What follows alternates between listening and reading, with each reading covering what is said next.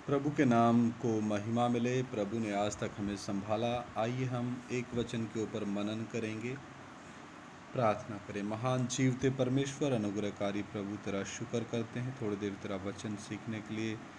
कृपा दे पवित्र आत्मा, आप हमारी ज्ञान बुद्धि समझ को खोल दें। प्रभु यीशु मसीह के सामर्थी और पवित्र नाम से मांग लेते, सुनो और ग्रहण करो, आमीन। यसाया 30 अध्याय 15 वचन के ऊपर हम मनन करेंगे। लौट आने और शांत रहने में तुम्हारा उद्धार है, शांत रहने और भरोसा रखने में तुम्हारी वीरता है। तो उद्धार और वीरता में आवश्यक बात क्या होनी है, तत्व क्या होने हैं? यदि उद्धार प्राप्त करना है और उद्धार प्राप्त करने के पश्चात हमें वीरता यानी कि एक बहादुरी के तौर पे महसूस करना है, तो उसमें आवश्यक तत्व क्या हैं? दाऊद राजा अपने भजन में लिखता है कि हे यहोवा, मैं तुझे छोड़ कहाँ जाऊं। फिर वे कहते हैं, हे यहोवा, तू ही मेरा शरण स्थान और गढ़ है। यानी इसी गढ़ की चार दीवारी में हम सुरक्षित हैं। उसकी सुरक्षा पर विश्वास करने से ही हमें उद्धार मिलता है। कितना आसान सा लगता है ना ये सब कुछ, लेकिन मेरे भाइयों बहनों, आगे की जो बातों के ऊपर अगर हम गौर करते हैं तो शांत रहने और निर्भर रहने में, उस पर भरोसा रखने में ही हमारी वीरता है, हमारी बहादुरी है, हमारी जय है। प्रभु यीशु मसीह ही हमारी जय है। प्रभु यीशु मसीह ही हमारा कप्तान है। प्रभु यीशु मसीह ही हमारा आदर्श है। प्रभु यीशु मसीह ही हमारा उद्धार करता है। प्रभु यीशु मसीह ही हमारा सच्चा चरवाहा है। प्रभु यीशु मसीह ही भेड़ों का महान रखवाला है। प्रभु यीशु मसीह ही सच्चा अगुआ है। प्रभु यीशु मसीह ही उस तंग रास्ते में जय के उत्सव में लेकर चलने वाला परमेश्वर का मेमना है। तो ये बात हमारी सामान्य समझ और बुद्धि के विपरीत है, लेकिन ज़रा आप गौर कीजिए शांत रहने के फ़ायदे। आप शब्दों के द्वारा कोई युद्ध जीत नहीं सकते। हाँ, युद्ध शुरुआत जरूर कर सकते हैं। कई बनती बात शांत न रहने के कारण बिगड़ जरूर जाती है।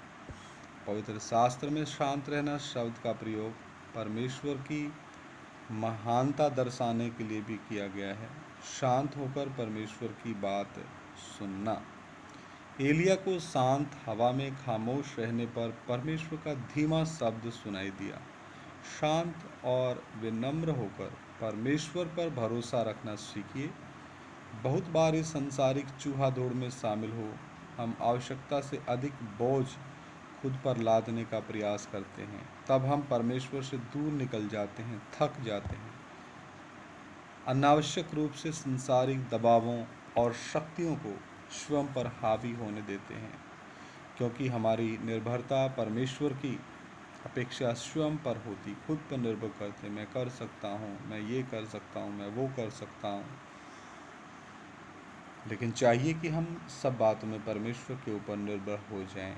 इस कार्य से अनंत हम खुशी प्राप्त नहीं कर सकते। ऐसे कार्यों से फालतू बोल करके और बेफिजूल के बातों को अपने मन में ले करके चलते हुए एक दूसरे के प्रति जलन, बैर, नफरत, ईर्ष्या, द्वेष, क्रोध, विरोध, फूट, विधर्म, ये सारी बातें लेकर चलते हुए,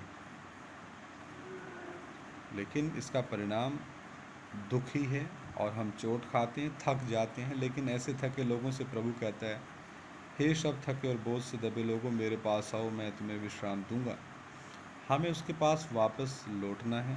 हमें उसकी सामर्थ्य पर निर्भर होकर नहीं कहना सीखना है कि प्रभु मैं अपनी सामर्थ्य के द्वारा नहीं चल सकता। पिता परमेश्वर, आपकी सामर्थ्य के द्वारा ही मैं चल सकता हूँ। ये शक्तिपूर्ण प्रयास हमें आज से लेकर हमेशा प्रतिदिन प्रतिपल करना है। तभी हम उन शांत क्षणों में उसे प्राप्त कर सकते हैं। इस प्रकार हम संसार पर प्रभु यीशु मसीह के द्वारा, पवित्र आत्मा के द्वारा जय प्राप्त कर सकते हैं। आइए प्रार्थना करें।